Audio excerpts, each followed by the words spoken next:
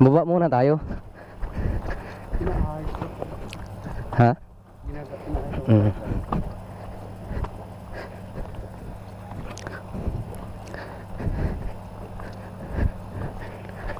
Lakarin. Inaayos yung kalsada. Ang ganda nito pag nasiminto na dito.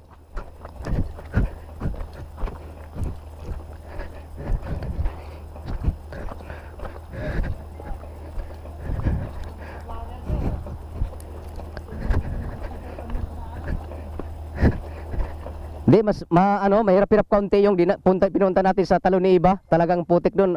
Talagang grabe talaga. Lusob talaga doon ang gusto. Nagki-clearing sila, oh. Kikiraan kami tayo.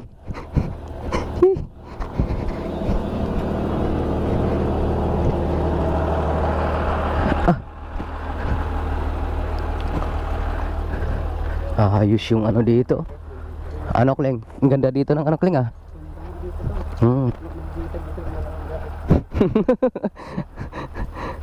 Daming ano.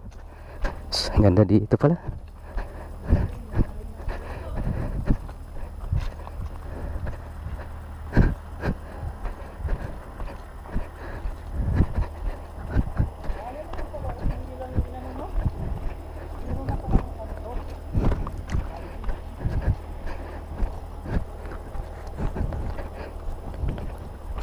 Maliligo ka, Kleng?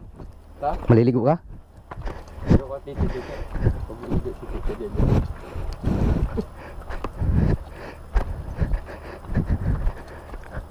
Gumagana pala yung camera ko. Ito yung daan talagang ano, pag tag-ulan talaga. Makakapasok dito yung motor pag tag-init. Pag tag-init, pwede pumasok yung motor dito pag tag-init.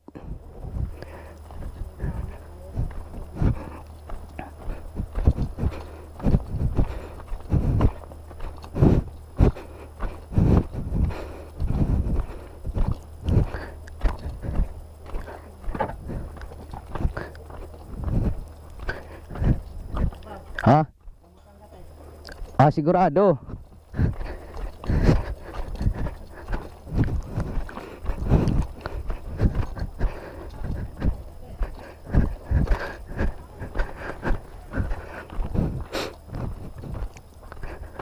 Grabe. Lalaki ng mga bato dito.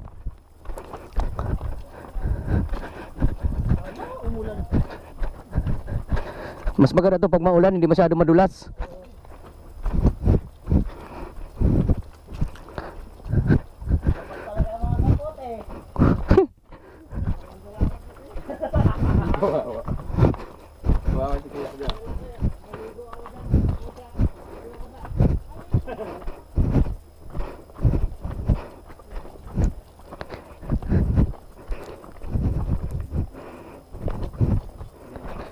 Sulit talaga yung bato dito, no?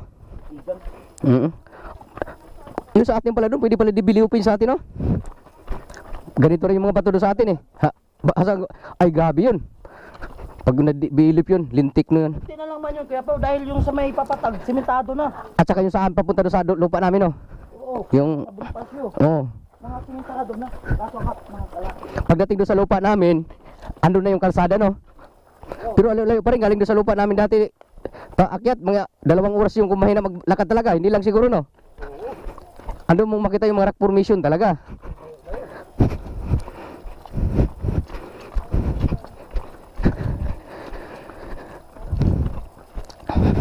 Hindi lang rock, sobra pa sa rock yun.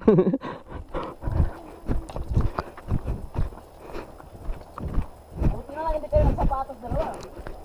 Nadala ko nun sa kay Talon ni Iba. Ilog ang tatawiran pa, eh. Kaya hindi makadali.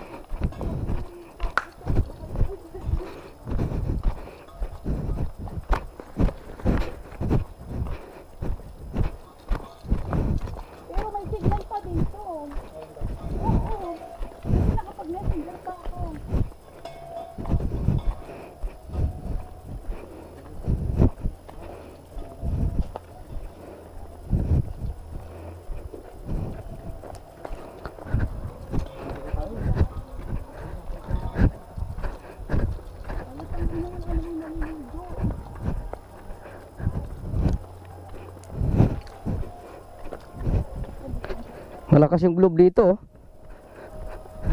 Malakas yung globe, Jo. Yung dito ko, isang bar na lang, oh. Yung globe malakas, yung dito ko, isang bar na lang.